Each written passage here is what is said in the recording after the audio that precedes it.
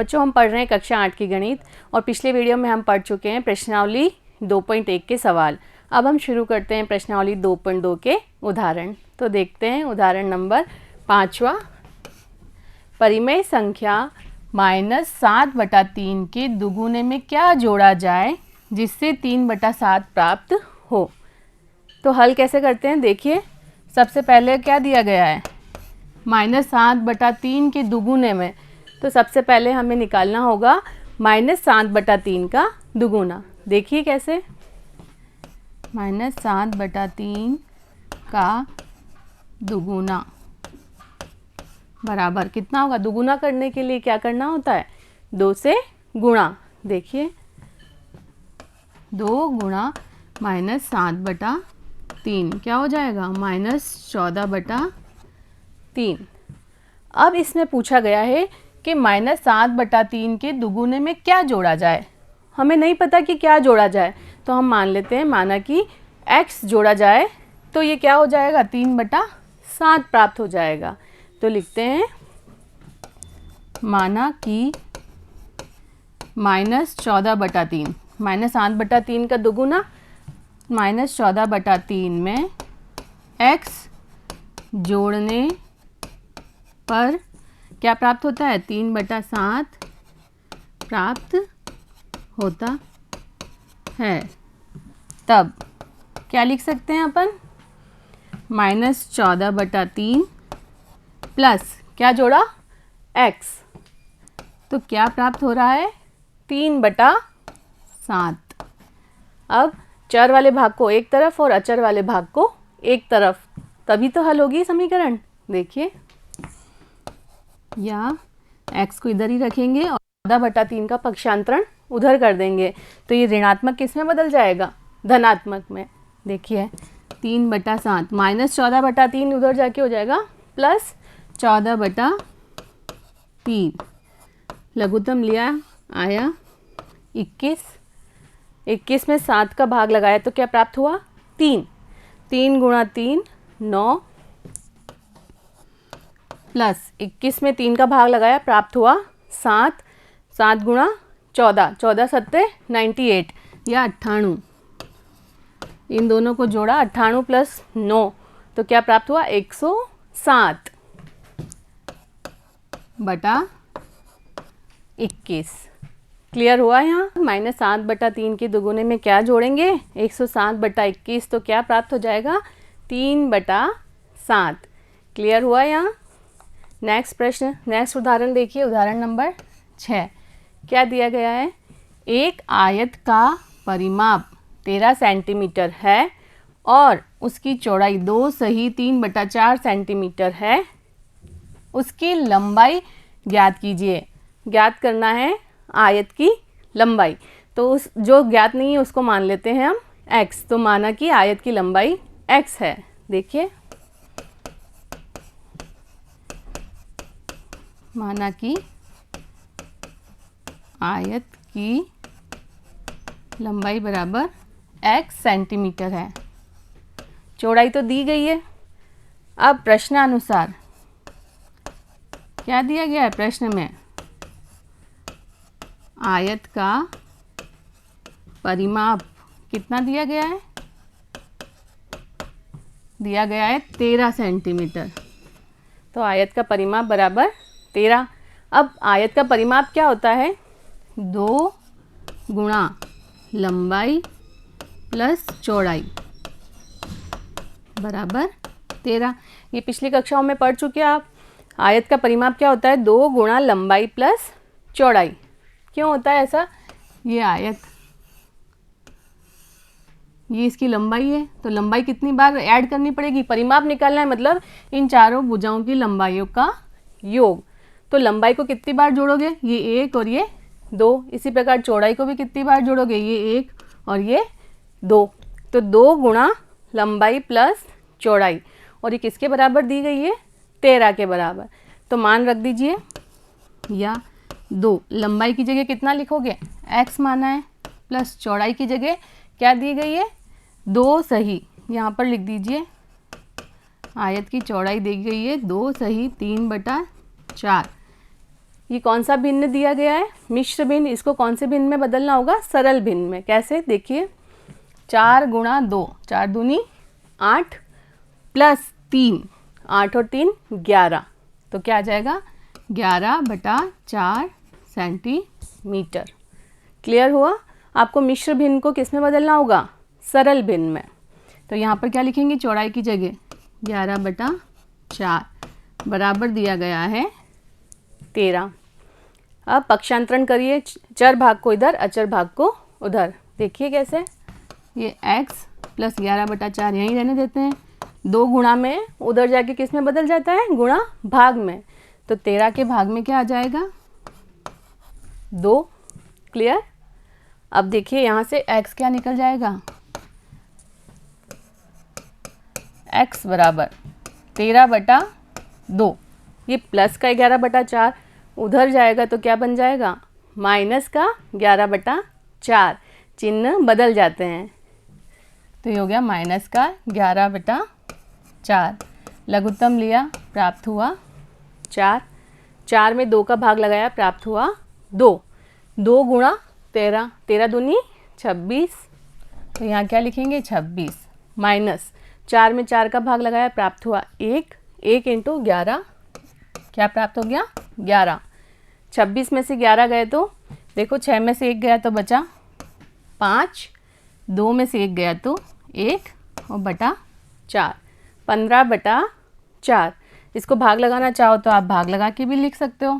15 में लगाया भाग 4 का, 4 एकम 4, 4 दूनी 8, 4 तिया 12, कितना बच गया? 3। तो क्या लिख सकते हैं? इसको तो लिखेंगे आप आगे, इसको ऊपर और इसको नीचे, मिश्र भिन्न। ठीक है, तो क्या हो जाएगा? 3 सही 3/4, और उत्तर किस में आएगा? सेंटीमीटर में दिया गया है तो सेंटीमीटर। तो x क्या माना था अपन ने? लंबाई। x सेंटीमीटर माना था, तो कितनी हो गई आयत की लंबाई? 3 सही 3/4। अब इसकी जांच करना चाहो तो कैसे करेंगे? देखिए यहाँ लिखते हैं जांच। ये आपके खुद के सेटिस्फेक्शन के लिए जांच, उसमें अगर प्रश्न में दिया गया है तो आपको करके दिखाना होगा। देखिए कैसे करेंगे। परिमाप कितना दिया गया है? 13। अब देखिए निकाल के, 2 गुणा लंबाई, लंबाई की जगह अब कितना लिख सकते हैं अपन? 15/4 प्लस चौड़ाई कितनी दी गई है? 11/4। देखिए 2, लघुत्तम लिया आया 4, 4 में 4 का भाग लगाया, प्राप्त हुआ 1। 1 गुणा 15, तो यहाँ आ जाएगा 15 प्लस 4 में 4 का भाग लगाया, प्राप्त हुआ 1। 1 गुणा 11, प्राप्त हुआ 11। 2, 15 और 11 कितने हो जाएंगे? देखिए 1 और 5 6, 1 और 1 2, 26/4। काटिए, कुछ कट रहा है क्या? 2 से कट रहा है, 2 दूनी 4, और 2 से फिर कट रहा है तो क्या प्राप्त हो रहा है? 13, जो कि दिया गया है, जो कि दिया गया है, मतलब जो हमारा उत्तर निकला है वह सही है। ये जांच आपकी उत्तर की जांच हो गई। क्लियर हुआ? नेक्स्ट प्रश्न उदाहरण नंबर 7वां। देखिए अब 7वें उदाहरण में क्या दिया गया है? साहिल की माँ की वर्तमान आयु साहिल की वर्तमान आयु की 3 गुनी है। ठीक है, यहाँ तक प्रश्न समझ में आया? साहिल की माँ की वर्तमान आयु साहिल की वर्तमान आयु की 3 गुनी है, तो हमको क्या मानना चाहिए? साहिल की आयु अगर अपन ने x मानी तो माँ की 3 गुनी कर सकते हैं, 3x। तो हल करते हैं। माना कि साहिल की आयु, साहिल की वर्तमान आयु, माना कि साहिल की वर्तमान आयु बराबर x वर्ष है, तब माँ की वर्तमान आयु कितनी हो जाएगी? प्रश्नानुसार माँ की वर्तमान आयु बराबर 3 गुनी। 3 गुनी करना है मतलब 3 से गुणा करना है, तो 3 गुणा x 3x वर्ष। क्लियर हुआ यहाँ तक? अब देखिए 5 वर्ष बाद उन दोनों की आयु का योग 66 वर्ष हो जाएगा। तो सबसे पहले हमें 5 वर्ष बाद उनकी आयु तो निकालनी होगी। कैसे? देखिए 5 वर्ष बाद क्या हो जाएगा? 5 वर्ष बाद साहिल की आयु कितनी हो जाएगी? साहिल की आयु बराबर, अभी x वर्ष का है तो 5 साल बाद x प्लस 5 साल जोड़ देंगे तो ये हो जाएगा x प्लस 5 वर्ष। क्लियर? और माँ की आयु 5 वर्ष बाद कितनी हो जाएगी? माँ की आयु कब की है ये? 5 वर्ष बाद की। तो माँ की आयु कितनी हो जाएगी? अभी 3x है तो 5 वर्ष बाद हो जाएगी 3x प्लस 5 वर्ष। क्लियर हो रहा है यहाँ तक? अब प्रश्नानुसार क्या दिया गया है? 5 वर्ष बाद दोनों की आयु का योग 66 वर्ष है।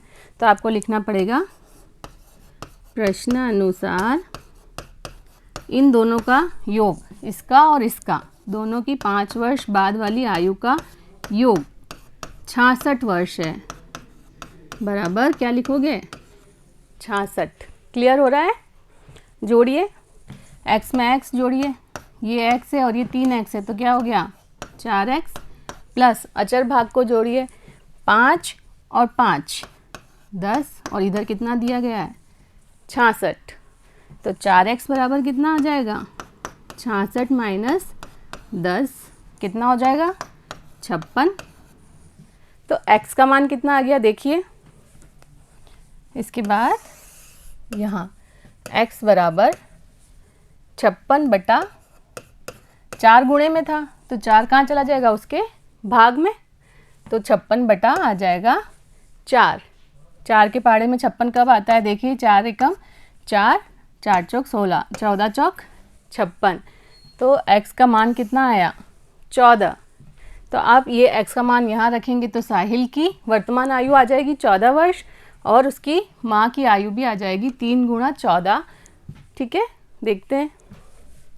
अतः साहिल की वर्तमान आयु बराबर कितनी हो जाएगी?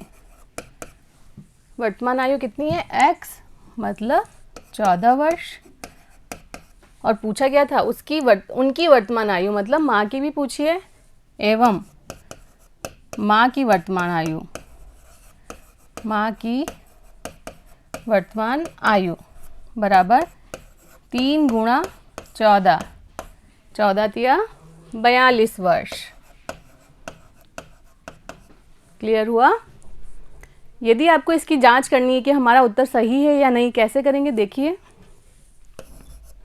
जांच, इन दोनों की वर्तमान आयु आ गई तो 5 वर्ष बाद की आयु निकाल सकते हैं। देखिए 5 वर्ष बाद आयु किसकी? साहिल की। कितनी हो जाएगी? अभी कितना आया है ये? 14 वर्ष। तो 14 प्लस 5 कितना हो जाएगा? 19 वर्ष। और माँ की आयु कितनी हो जाएगी? अभी ये 42 वर्ष की आई हैं तो 42 प्लस 5 बराबर 47 वर्ष। और 5 वर्ष बाद की आयु का योग करोगे कितना आएगा? 19 प्लस 47, 9 और 7 16। तो लिख दिया 6, हासिल आई 1, 4 और 1 5 और 1 6, 66 वर्ष, जो कि दिया गया है ना ये। तो ये क्या हो जाएगा? मतलब जो हमारा उत्तर आया है वह सही है, जो कि दिया गया है। क्लियर हो रहा है? आप उत्तर की जांच भी कर सकते हो। क्लियर? नेक्स्ट प्रश्न, उदाहरण नंबर 8वां। क्या दिया गया है? बंसी के पास कुछ सिक्के 2 रुपए वाले तथा कुछ 5 रुपए वाले हैं। यदि 2 रुपए वाले सिक्कों की संख्या 5 रुपए वाले सिक्कों की संख्या की तिगुनी है, ठीक है, तो हम किसको मानना चाहेंगे यहाँ पर? 5 रुपए वाले सिक्के की संख्या यदि मान ली हमने x, तो 2 रुपए वाले सिक्के की संख्या अपन को ज्ञात हो जाएगी, क्योंकि क्या दिया गया है? 5 रुपए वाले सिक्कों की संख्या की 3 गुनी है। तो मानेंगे हम 5 रुपए वाले सिक्के की संख्या। तो हल करते हैं। माना कि 5 रुपए वाले सिक्कों की संख्या x है बराबर x। क्लियर। तब 2 रुपए वाले सिक्कों की संख्या कितनी हो जाएगी? 3x, क्योंकि 3 गुना दिया गया है। क्या दिया गया है? तिगुनी है। 2 रुपए वाले सिक्कों की संख्या 5 रुपए वाले सिक्कों की संख्या की तिगुनी है। तो तिगुनी मतलब 3 गुणा x। क्लियर। अब और उनके मूल्य का कुल योग। अब अपने पास सिक्कों की संख्या है तो मूल्य भी निकाल सकते हैं। अतः इनका मूल्य, अतः इनका मूल्य कैसे निकालेंगे? देखो, 5 रुपए वाले कितने सिक्के हैं? x सिक्कों का मूल्य बराबर हो जाएगा 5 गुणा x बराबर 5x रुपीज़। आगे रुपए लगाना है। ये कैसे हुआ देखिए। यदि आपके पास 2 सिक्के हैं 5-5 के, तो क्या करोगे आप? 5 दूनी 10, तो 10 रुपये हुए। यदि 5 के आपके पास 3 सिक्के हैं तो क्या करना पड़ेगा? 3 गुणा 5, तो कितना आ जाएगा? 15। यदि 5-5 के आपके पास 4 सिक्के हैं तो क्या करोगे? 4 गुणा 5, कितने रुपए हैं आपके पास? मतलब 20। यदि आपके पास 5 सिक्के हैं 5-5 के, तो कितने रुपए हैं आपके पास? गुणा 5 से कर लेंगे। 5 गुणा 5, तो मतलब आपके पास है 25 रुपये। सेम उसी प्रकार यहाँ पर भी कर रहे हैं। 5 रुपये वाले कितने सिक्के हैं? x, तो कुल मूल्य कितना है हमारे पास? 5 इंटू एक्स। क्लियर। सेम 2 रुपये वाले सिक्कों का मूल्य कितना हो जाएगा? कितने सिक्के हैं? 3x सिक्कों का मूल्य बराबर किससे गुणा करना पड़ेगा? 2 रुपये के इसलिए 2 से, 2 गुणा 3x, तो उत्तर आ जाएगा रुपीज़ में 6x। ठीक है, क्लियर हो रहा है यहाँ पर। अब प्रश्नानुसार क्या दिया है? इनका कुल योग 77 रुपये है। इन दोनों का कुल योग, इन मूल्यों का कुल योग कितना दिया गया है? 77 रुपये। देखिए प्रश्नानुसार क्या कर सकते हो आप? 5x प्लस 6x बराबर दिया गया है 77 रुपये। क्लियर हो रहा है यहाँ पर। अब देखिए 6 और 5 11x बराबर 77। x के गुणे में क्या है? 11। इसका पक्षांतरण करेंगे, गुणे में उधर जाके भाग में बदल जाएगा। देखिए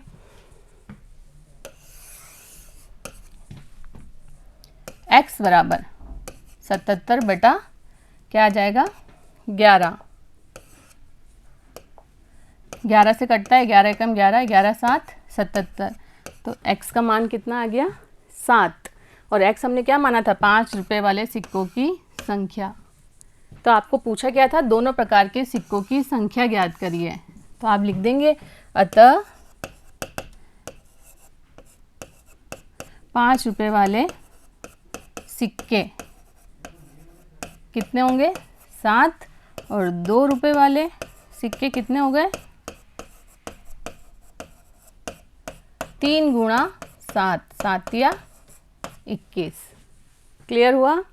अब आप इसकी जांच करना चाहेंगे तो देखिए कैसे। जांच, आपको क्या दिया? कुल मूल्य दिया गया है इनका 77। तो करके देखिए, ये 7 सिक्के हैं किसके? कौन से वाले? 5 वाले। तो 7 इंटू 5 करेंगे। और 21 सिक्के हैं कौन से? 2 रुपये वाले। तो इंटू 2 करो, कितना है? 5 7 35 और 21 दूना 42। इन दोनों को जोड़ो, 5 और 2 7, 4 और 3 7, 77 रुपये आ गए, जो कि दिए गए हैं, जो कि दिए गए हैं। तो इसका मतलब जो हमारा उत्तर निकला है वो सही है। तो अपने पास 5 रुपये के 7 सिक्के हैं और 2 रुपये के 21 सिक्के हैं। क्लियर हुआ यहाँ। नेक्स्ट उदाहरण नंबर 9। क्या दिया गया है? देखिए, यदि 11 के 3 लगातार गुणजों का योग 363 है तो उन्हें ज्ञात करिए। ये कैसे करेंगे देखिए। हल, सबसे पहला गुणज मान लेते हैं हम x है, तो माना कि पहला गुणज बराबर x है। तब अगला गुणज क्या हो जाएगा, तब अगला गुणज बराबर x प्लस 11। 11 के गुणज है ना। देखिए आप 11 की टेबल कैसे लिखते हैं, 11 एकम 11, 11 दूनी 22, तो मतलब 11 जोड़ते हैं तब 22 आता है। फिर तीसरा गुणज निकालने के लिए क्या करोगे, 22 में फिर 11 जोड़ोगे तब प्राप्त होता है 33। फिर अगला गुणज निकालने के लिए क्या करेंगे आप, 33 प्लस 11 तब 44 प्राप्त होता है। ऐसे आप 11 11 जोड़ते जाएंगे। तो वही कर रहे हैं, पहला गुणज मान लिया हमने x है, तो दूसरा निकालने के लिए क्या करेंगे, इसमें 11 जोड़ेंगे। अब तीसरा गुणज निकालना है, इससे भी अगला गुणज निकालना है, तो क्या करेंगे, इसमें 11 जोड़ देंगे। क्लियर। तो देखिए उससे अगला गुणज क्या हो जाएगा, x प्लस 11, तो ये था ही, इसमें और क्या जोड़ना पड़ेगा, प्लस 11, तो कुल कितना हो गया, x प्लस 11 और 11 22। क्लियर हो रहा है यहाँ तक। अब देखिए प्रश्न में क्या दिया गया है, इन तीनों का योग 363 है। तो प्रश्नानुसार क्या लिख सकते हो, प्रश्नानुसार इन तीनों का योग तो करते हैं x प्लस दूसरा गुणज है x प्लस 11 प्लस तीसरा गुणज है x प्लस 22, और इन तीनों का योग दिया गया है आपको कितना, 363। तो बराबर कितने का लिखोगे, 363। क्लियर। अब जोड़ते हैं, x x x कितनी बार आया, 3 बार, तो कितना हो गया 3x प्लस 11 और यहाँ है 22, 11 और 22 कितने हो जाएंगे, 33, तो यहाँ आ गया 33 बराबर कितना दिया गया है, 363।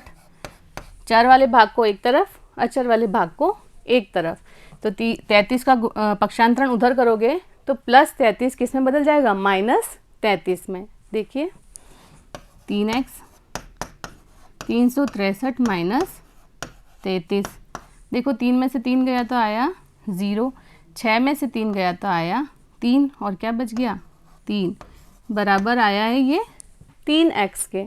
x के साथ किसका गुणा है, 3 का, तो 3 को इधर शिफ्ट करना होगा, गुणे में है तो किस में बदल जाएगा, भाग में। तो x बराबर कितना आ जाएगा, 330 बटा 3।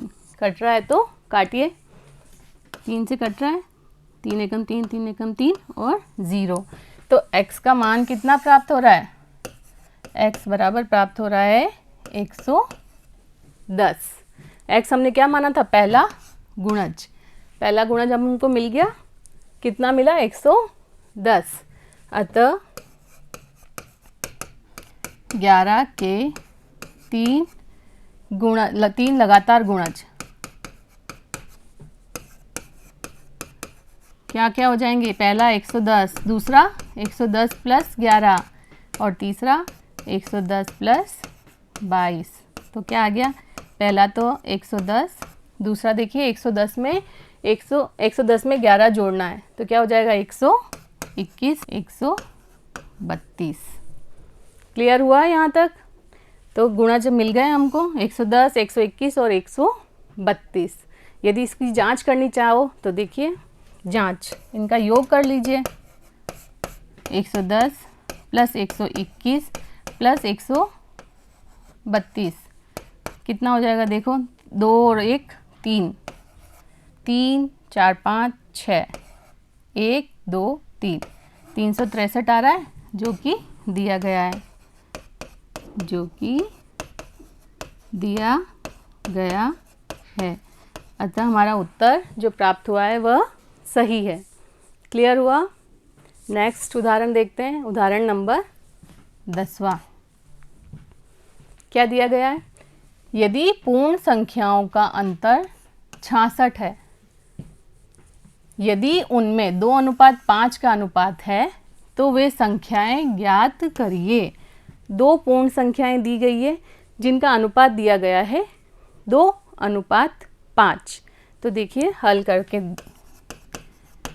जब भी आपको अनुपात दिया गया है तो संख्याएं कैसी मानेंगे? एक संख्या मान लेंगे 2x और दूसरी संख्या मान लेंगे 5x। ऐसा क्यों? क्योंकि अब अगर आप अनुपात निकालेंगे 2x बटा 5x करेंगे तो x से x कट जाएगा और क्या आ जाएगा 2/5 बराबर 2:5 जो कि दिया गया है। अतः हम क्या मानेंगे? माना कि संख्याएं 2x व 5x है। दी गई संख्याएं मान ली 2x और 5x। अब उनका अंतर दिया गया है प्रश्नानुसार। अंतर मतलब दोनों को एक दूसरे पे घटाना है। तो बड़ी कौन सी लग रही है? 5x। 5 का गुणा इसलिए बड़ी है। तो इन दोनों का अंतर 5x माइनस 2x किसके बराबर होगी? 66 के बराबर। या 5 में से 2 गए तो 3x बराबर 66। 5x माइनस 2x बराबर 3x बराबर 66। तो x बराबर 66/3। कट रहा है तो काटिए। 3 से कट रहा है, 3 एकम 3, 3 दूनी 6, 3 दूनी 6। या x बराबर क्या आ गया? 22। क्लियर हुआ? तब हम संख्याएं बता सकते हैं। कैसे? देखिए, तब पूर्ण संख्याएं कौन कौन सी हो गई? 2x मतलब 2 गुणा 22 बराबर 44 व दूसरी है 5x 5 गुणा 22 बराबर 5 दूनी 10। हासिल आई 1, 5 दूनी 10 और 1 11, 110। तो दो पूर्ण संख्याएं कौन कौन सी प्राप्त हुई? 44 और 110। इसकी भी जांच कर सकते हैं। देखिए जांच क्या लिखा है? उनका अंतर। तो अंतर निकाल के देख लीजिए। 110 माइनस 44 क्या प्राप्त होता है? 10 में से 4 गए तो बचे 6। यहाँ हो गया 0 मतलब 10 में से 4 गए तो 6 जो कि दिया गया है। अतः हमारा उत्तर सही है। तो एक संख्या 44, दूसरी 110। क्लियर हुआ? नेक्स्ट उदाहरण आपको दिया गया है। उदाहरण नंबर 11। देवेशी के पास 50 रुपये, 20 रुपये तथा 10 रुपये वाले कुल मिलाकर 25 नोट है। ठीक है, जिनका मूल्य 590 बनता है। क्लियर? आगे क्या दिया गया है? यदि 50 रुपये तथा 20 रुपये वाले नोटों की संख्या में अनुपात 3:5 है। अभी जैसा किया था अनुपात वाला प्रश्न, तो क्या करेंगे? 50 रुपये वाले नोटों की संख्या 3x मान लो और 20 रुपये वाले नोटों की संख्या 5x मान लीजिए। प्रत्येक प्रकार के नोटों की संख्या आपको ज्ञात करनी है। कैसे करेंगे? देखिए, माना कि 50 रुपये वाले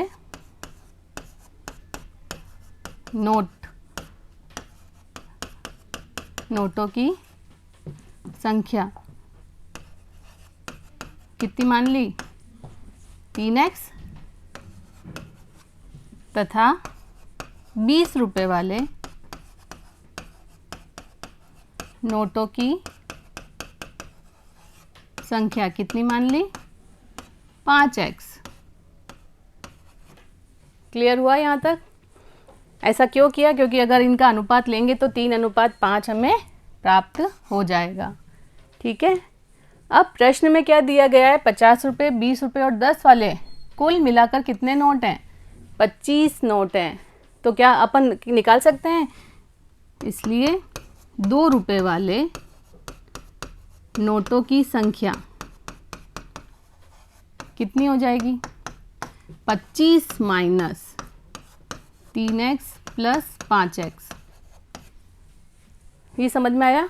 यदि नहीं आया तो देखिए 20 रुपये वाले नोट प्लस 50 रुपये वाले नोट और प्लस 10 रुपये वाले नोट कुल मिलाकर हैं 25, जिसमें हमने 50 वालों को तो मान लिया है 3x और 20 वालों को मान लिया है 5x। ये हमको नहीं पता है रुपये 10 वाले कितने हैं, पर इन तीनों का योग आ रहा है 25, तो इन दोनों को जोड़ा तो कितना आ गया 8x, 5x plus 3x 8x plus 10 रुपये के नोट बराबर हैं 25। पक्षांतरण कर दीजिए, 10 रुपये के नोट कितने हो जाएंगे 25 माइनस 8x। समझ में आया? तो इसलिए हमने यह क्या लिखा है 25 माइनस 3x और 5x कितना हो जाएगा 8x। क्लियर हुआ? नोटों की संख्या आ गई। 10 रुपये 2 रुपये वाले 10 रुपये लिखो यहाँ पर, सॉरी यहाँ पर क्या आएगा 10 रुपये वाले नोटों की संख्या कितनी आ गई 25 माइनस 8x। क्लियर हुआ? अब देखिए क्या लिखा है, जिनका मूल्य 590 बनता है, मतलब इन सब का मूल्य निकालना पड़ेगा। तो क्या लिखेंगे, अतः इन नोटों का कुल मूल्य निकालना है। सबसे पहले निकालो 50 रुपये वाले कितने नोट है 3x नोटों का मूल्य कितना हो जाएगा 3x गुणा 50। अभी जैसे बताया था 5 रुपये के 2 नोट है तो क्या करोगे 5 इंटू 2, तो वैसे ही 50 रुपये के 3x नोट है तो 50 इंटू 3x कितना हो गया 5 दिया 15, तो 150x। आगे आपको लिखना पड़ेगा रुपए में, मूल्य किस में निकलेगा रुपए में। आगे देखिए रुपए कितने 20 वाले कितने नोट हैं 5x नोटों का मूल्य क्या करोगे 5x गुणा 20 वाले हैं तो गुणा कर देंगे 20 का, तो ये आ गया 100x। आगे लगाना पड़ेगा रुपए। क्लियर? अब कौन से नोट बचे हैं 10 वाले, तो ₹10 वाले नोटों का मूल्य कितना आ जाएगा, कितने हैं 25 minus 8x, 25 minus 8x into 10। तो इसको ओपन करिए, 10 का गुणा 25 में होगा तो आ जाएगा 250 माइनस 8 गुणा 10 80x। वितरकता पड़ी थी ना, उसी से 10 का गुणा इसके साथ होगा फिर 10 का गुणा इसके साथ होगा। क्लियर हुआ? अब प्रश्नानुसार इन तीनों का योग, इनके मूल्यों का कुल योग 590 दिया गया है। तो देखिए प्रश्नानुसार क्या हो जाएगा 150x प्लस 100x प्लस क्या है 250 माइनस 80x, ये किसके बराबर आएंगे 590 के बराबर। क्लियर हुआ यहाँ तक? आगे देखिए x वालों को हल करिए, 150 और 100 250x, उसमें से माइनस के कितने हैं 80x बराबर 590। 250 प्लस का इधर है तो उधर आके हो जाएगा माइनस का 250, माइनस का 250। देखिए अब 250 में से गए 80, 0 में से 0 गया तो आया 0, 15 में से 8 गए तो कितना बच गया 7, और यहाँ आ गया 1, तो 170x बराबर, देखिए 0 में से 0 गया तो 0, 9 में से 5 गया तो बचा 4, और 5 में से 2 गया तो बचा 3। तो x बराबर कितना आ गया 340 बटा 170। कटता है तो काटिए, 0 से 0, 17 एकम 17, 17 दूनी 34। तो x का मान कितना प्राप्त हुआ 2। अब आपको क्या बताना है, नोटों की संख्या, प्रत्येक प्रकार के नोटों की संख्या। तो कैसे ज्ञात करेंगे देखिए, ये हटाते हैं यहाँ से। अतः ₹50 50 रुपये वाले नोट कितने हो जाएंगे, कितने हो जाएंगे 100 क्या लिखा है 3x, तो 3 गुणा x, x का मान कितना है 2 मतलब 6। इसी तरह 20 रुपये वाले नोटों की संख्या कितनी आ जाएगी, कितने हैं ये 5x, तो 5 गुणा x की जगह 2 बराबर 10। और 10 रुपये वाले नोटों की संख्या कितनी है 25 माइनस 8x है। तो देखिए 10 रुपये वाले नोटों की संख्या कितनी आ जाएगी 25 माइनस 8x, x की जगह लिखेंगे 2, तो 25 माइनस कितना आ जाएगा 16। 25 में से 16 गए तो बचे 9। तो कितने हैं 10 रुपये वाले नोटों की संख्या कितनी हो जाएगी 9। क्लियर हुआ। इसकी जांच करनी चाहोगे आप तो कैसे करेंगे देखिए, यहाँ करते हैं जांच। इनका कुल मूल्य देख लीजिए, 6 × 50, 50 गुणा 6 प्लस 20 गुणा 10, 20 गुणा 10 प्लस क्या करेंगे 10 गुणा 9, 10 गुणा 9। देखिए 5 छंग 30, 300 प्लस 20 गुणा 10 200 प्लस 10 गुणा 9 90। तो कितना आ गया 590 जो कि दिया गया है। इसका मतलब जो हमारे उत्तर आए हैं वो सही है। क्लियर हुआ। उम्मीद करती हूँ आपको सारे उदाहरण समझ में आए होंगे। अगले वीडियो में हम मिलेंगे प्रश्नावली 2.2 के सवालों के साथ। तब तक के लिए धन्यवाद।